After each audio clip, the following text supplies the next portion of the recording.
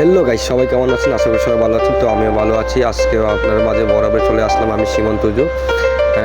এর আগে আপনি ভিডিওতে দেখেছিলেন যে আমি গ্রামে ফটোশ্যুট করছিলাম, তো ভাবছিলাম যে আপনাদের মাঝে শেয়ার করি এবং তুলে ধরি। আসলে আমি আগেও বলেছি যে আমি কোনো প্রফেশনাল ফটোগ্রাফ না, তবে নিজের মতন গুছিয়ে সুন্দরভাবে ছবি তোলার চেষ্টা করি। আর আপনারা দেখতে থাকুন, কোনো ছবিতে এডিট করা নেই বা এডিট করি নেই।